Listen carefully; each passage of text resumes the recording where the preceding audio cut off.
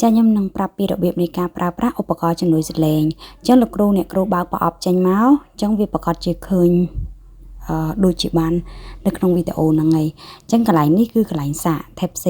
ឃើញទេភាសាវាអត់សូវច្បាស់នេះឃើញហើយកន្លែងសាក Type C អញ្ចឹងយើងយករុន Type C ហ្នឹងគឺដោតទៅកន្លែងហ្នឹងហើយសម្រាប់ USB យើងមានដុំទូរស័ព្ទអីទៅយើងសាកមកយើងដាក់ដុំទូរស័ព្ទដើម្បីដោតព្រីភ្លើងព្រោះបងខ្លះគាត់យល់ច្រឡំយក USB ហ្នឹងទៅសាកនៅលើតាមពិតអត់ទេនេះគឺសាកនៅគ្រានហ្នឹងណាលោកគ្រូអ្នកគ្រូចាបន្ទាប់មកខ្ញុំដកចេញវិញហើយនេះគឺជាខ្សែលោកគ្រូអ្នកគ្រូអាចពុកខ្សែហ្នឹងនៅទៅនឹងបានចានៅគ្រានហ្នឹងបានណាសម្រាប់យើងស្ពាយអញ្ចឹងទៅហើយសម្រាប់ខ្សែនេះគឺយើងសម្រាប់ដោតទៅនឹងទូរស័ព្ទឬក៏ដោតទៅនឹងកុំព្យូទ័រដើម្បីឲ្យលឺនៅលើឧបករណ៍នឹងដែរចាព្រោះខ្សែហ្នឹងគាត់ដឹងថាខ្សែហ្នឹងជាខ្សែអីតែភាគច្រើនលោកគ្រូអ្នកគ្រូអត់សូវប្រើទេអញ្ចឹងខ្ញុំគ្រាន់តែប្រាប់ថាខ្សែហ្នឹងប្រើអញ្ចឹងទៅហើយនេះគឺជារុនដែលដោត AUX ហ្នឹងគឺដោតអាខ្សែដែលខ្ញុំប្រាប់នេះ USB យើងមាន USB យើងអាចដោតបានថតសលេងយើងអីចឹងឬក៏ memory នេះរុន memory ហើយនេះគឺយើងមួល on off មានអ្នកបិទបើកចឹងណាហើយសម្រាប់រុន mic នេះគឺយើងដោតកន្លែង mic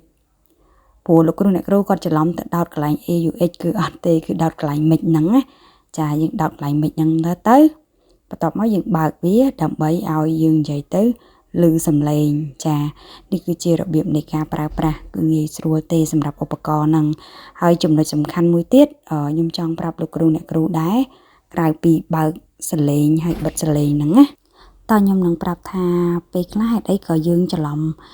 យើងថាអត់ចុចប៉ះអីប៉ុន្តែហេតុអីក៏វាលឺតែលោកគ្រូអ្នកគ្រូអាចច្រឡំចុចនេះចុចលើអក្សរនេះអញ្ចឹងពេលដែលចុចលើអក្សរហ្នឹងទៅវាអាចនឹងធ្វើឲ្យអត់លឺហើយអញ្ចឹងបើលឺ Bluetooth mode មានន័យថាយើងត្រូវការភ្ជាប់ជាមួយនឹងឧបករណ៍ផ្សេងដូចជាទូរស័ព្ទឬក៏អីហ្នឹង Bluetooth មកវាដើម្បីឲ្យវាលឺចុចម្ដងទៀតទៅវាប្រកាសជាលឺដល់មីក្រូឯងឬក៏ច្រឡំចុចខាងក្រោមនេះក៏វាធ្វើឲ្យមីក្រូហ្នឹងអត់លឺដែរអញ្ចឹងលោកគ្រូអ្នកគ្រូត្រូវចំណាំបើសិនជាអត់លឺអាចចុចអក្សរ M ហ្នឹងមកចាចុចទៅ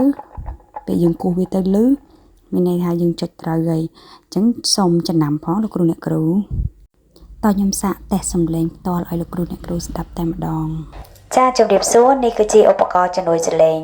ដែលយើងនិយាយតិចគឺចេះបានឆ្ងាយល្អអ្នកគ្រូតេស្តចាអរគុណច្រើនហើយបើចង់បិទវិញគឺងាយស្រួលមែនតើកន្លែងនេះយើងមួលវាទៅ off ទៅគឺបិទវិញតែម្ដង